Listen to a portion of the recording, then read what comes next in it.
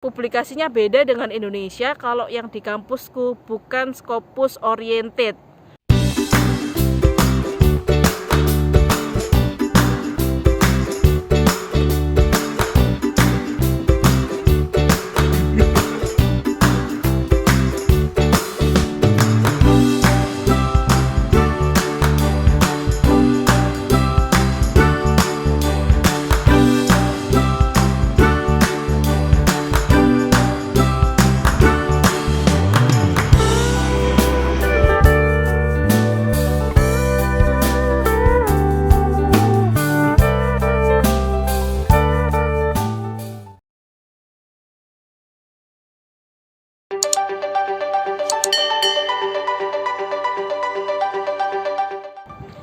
Halo Rek, Assalamualaikum. Ketemu lagi sama Rinda di channel Arek Surabaya nang Belgia. Di vlog kali ini aku mau berbagi sama kalian tentang pengalamanku 6 bulan pertama PhD di Belgia, Eropa. Ini penting banget buat kalian yang akan mempersiapkan master degree atau PhD, khususnya yang research base, baik yang udah mau berangkat atau masih ngelis nih kira-kira planning PhD atau master research base ke depan kayak gimana, terutama di luar negeri, biar menjadi wawasan dan meminimalisir culture shock. Meskipun di setiap universitas berbeda budayanya, atau setiap supervisor juga biasanya punya ciri khas sendiri. Nah, yang tak ceritakan ini murni dari pengalaman pribadiku, semoga bisa jadi wawasan buat kalian.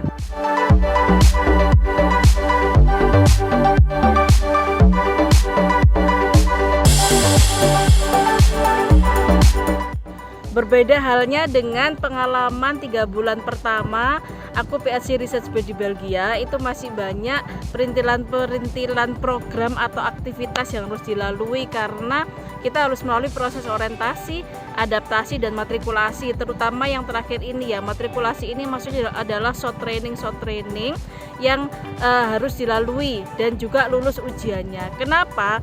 Meskipun se-expert apapun kita di home university atau di universitas sebelumnya, se-expert apa profesi kita sebelum kita berangkat ke sini, itu tetap harus melalui ujian, sehingga ada standarisasi yang kita lakukan di sini. Intinya meyakinkan lah. Anggaplah meskipun aku punya certificate degree sebagai seorang profesional dan sudah kerja di bidang itu bertahun-tahun, kalau mau melakukan hal sama yang di negara ini, aku harus melalui beberapa tahapan ujian meskipun short training hanya ada pelatihan singkat-singkat. Nah, itu untuk sebagai kayak kartu aksesnya, pembukanya sebelum kita masuk ke penelitian yang sesungguhnya.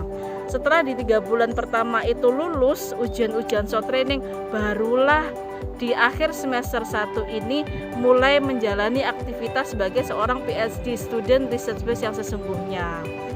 Nah, karena aku di sini sistemnya itu research base, bener-bener kayak kerja.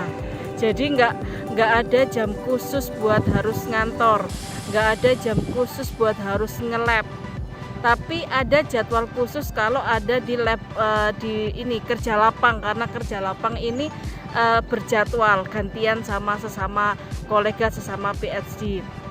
Nah, di sini asalkan ada target, ada deadline yang harus dilaporkan setiap bulan, mau dilakukan kapanpun itu terserah. Terutama karena sekarang lagi pandemi, jadi nggak terlalu banyak orang yang dibolehkan ke kampus, jadi lebih diprioritaskan work from home. Hanya menulis absen planning selama beberapa minggu ke depan, kira-kira di tanggal sekian akan ada di home, lab, atau ada di field. Jadi bisa tahu, bahkan supervisor kita atau orang lain dalam satu tim itu bisa tahu hari ini kita sedang ada di mana, lagi holiday kah, atau lagi di rumah aja, atau lagi ada kegiatan lapang. Nah, balik lagi ke kegiatan di 6 bulan pertama, karena 3 bulan awal sudah jelas ya. Sekarang 3 bulan kedua alias akhir semester 1, aku udah boleh melakukan penelitian yang sesungguhnya, penelitian sendiri. Jadi di semester pertama ini sudah ada 2 penelitian harus aku lakukan. Jadi penelitian yang dilakukan ini nggak hanya berbasis di lab, studi pustaka gitu aja, enggak, karena aku lebih ke profesional degree-nya itu menjurus ke ada kegiatan lapangnya. Jadi aku harus melakukan penelitian itu di lapangan dulu, melakukan penelitian di lapangan dengan durasi sekitar 1-2 bulan. Setelah itu ambil data dari lapangan sebanyak-banyaknya. Kemudian setelah data itu selesai di lapangan diambil, sampel itu diolah di laboratorium untuk mendapatkan data sih detailnya. Kalau aku pemeriksaan analisanya sampai gen ekspresi ya, ekspresi gen. Jadi memang begitu detail dan banyak sekali tahapan yang harus dilakukan. Kemudian setelah dapat data dari lab work itu dilakukan analisa statistik, baru nulis paper. Nah, kalau aku sendiri di sini untuk penelitian di lapangan ini dilakukannya bersama-sama. Jadi satu riset group ini, kalau aku terdiri dari 10 orang, itu melakukannya bareng-bareng meskipun yang penelitian si A. Nah, ini semua tim ini ikut bantu. Juga penelitian si B, aku juga ikut bantu. Jadi aku ikut bantu penelitian teman-teman juga ikut bantu penelitian tim yang sudah penelitianku maksudnya yang sudah dijadwalkan oleh koordinator. Jadi kayak di bawahnya supervisor itu ada kayak chiefnya atau leadernya buat ngerin jadwal, juga mempersiapkan penelitian itu di lapangan. Nah, penelitian di lapangan itu setelah sekitar 2 bulanan kelar, sudah ada datanya dan disimpan di suhu dingin sekitar -80 -20 derajat. Nah, ini yang secara bertahap dilakukan lab work, kerja laboratoriumnya, analisa-analisanya, mulai dari analisa seperti PCR, ekstraksi segala macam itu untuk bisa mendapatkan data yang sesungguhnya. Jadi untuk penelitian lab ini berbeda dengan penelitian lapangan karena berkenaan dengan validitas data yang dihasilkan dan akurasi data yang dihasilkan ini. Untuk penelitian di laboratorium, kerja di laboratorium itu tidak dikerjakan bersama-sama, jadi benar-benar individual. Yang ngerjakan ya yang research itu dicicil, jadi tahapan ini, tahapan itu. Dan penelitian di laboratorium itu juga nggak bisa sembarangan langsung setiap hari nge-lab dan harus selesai seketika itu juga nggak bisa kayak gitu ternyata. Juga berhubungan dengan pandemi, kalau kalian mahasiswa sains atau mahasiswa di bidang kedokteran mungkin bisa paham, satu lab gede yang bisa isi 70 orang di masa-masa seperti ini tuh hanya boleh diisi 4 orang. Karena hanya boleh diisi 4 orang dan 2-nya ini laboran, otomatis kan tinggal 2 orang yang student. Ini gantian antara PhD student juga sama master student.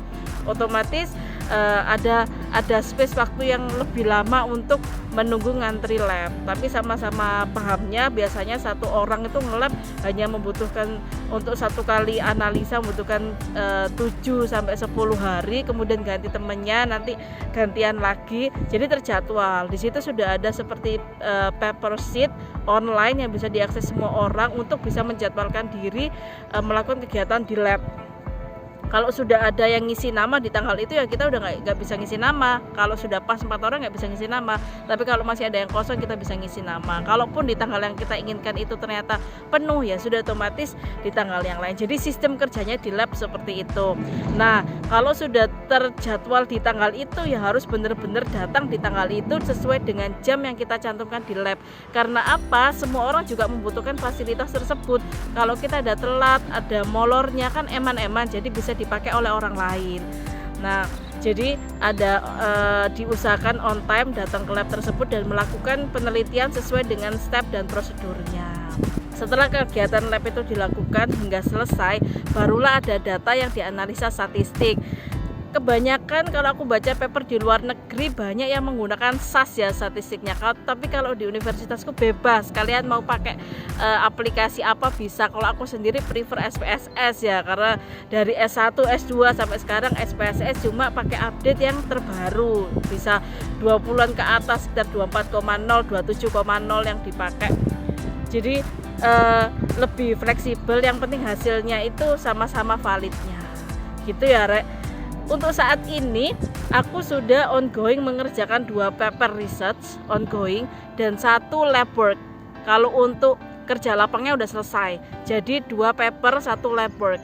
Nah biasanya satu lab work ini satu kerja lapang dan lab work ini menghasilkan 1 paper. Nah kalau aku sudah berarti penelitian lapangnya 2 tuh udah selesai, tinggal tinggal mengerjakan 2 paper. Yang 1 paper ini juga hampir selesai, tinggal 1 pengujian lab aja, sedangkan yang satunya ini masih awal, jadi datanya baru didapat dan baru ongoing mengerjakan nyicil ininya, lab worknya, karena tahapannya banyak, sampelnya banyak, jadi butuh waktu yang banyak. Terus mungkin kan udah mikir segitu susahnya ya nulis paper itu buat PhD, segitu ribetnya ya sampai butuh waktu berbulan-bulan. By the way, buat kalian yang belum pernah nulis paper mungkin pasti bertanya-tanya tentang susahkah paper itu, lamakah paper itu. Relatif sih. Kalau aku sendiri ngerjakan paper itu sebenarnya nggak lama, asalkan datanya lengkap. Kalau datanya belum lengkap, otomatis kalian harus menunggu selesainya analisa baru datanya lengkap. Kayak kasusku sendiri di yang paper pertama 80% sudah selesai. Bahkan itu sebenarnya udah bisa diajukan ke penerbit, tapi masih ada 1 sampel yang berpotensi untuk dites lagi lebih detail, lebih dalam. Dan supervisorku pengen ada kelengkapan data itu. Jadilah aku menunggu menganalisa sampel ini. Sayangnya karena di masa pandemi lagi pandemi, untuk penelitian di bidang bioscience seperti aku pasti butuh regen yang kebanyakan didapat dari luar negeri. Meskipun negeri tetangga kayak dari Jerman atau dari sekitar Eropa, tapi bisa jadi antri atau stoknya terbatas atau memprioritaskan yang penelitian di dunia medis yang urgent seperti kayak ke penelitian corona segala macam. Jadi aku mungkin baru bisa dapat regen ini setelah ngantri 6 bulan, otomatis paper itu tertunda 6 bulan. Jadi relatif ya, panjang atau pendeknya kita memproses sebuah paper itu tergantung dari kesiapan data, dan kesiapan data itu juga tergantung dari kelancaran lab work yang dikerjakan. Sedangkan untuk publikasinya wajib banget, dan ini aku aja udah masih semester 1 sudah harus ngejar publikasi. Publikasinya beda dengan Indonesia. Kalau yang di kampusku bukan Scopus oriented. Wow, enak ya, bukan Scopus oriented. Anda salah saudara-saudara. Karena ini malah lebih tinggi dari Scopus.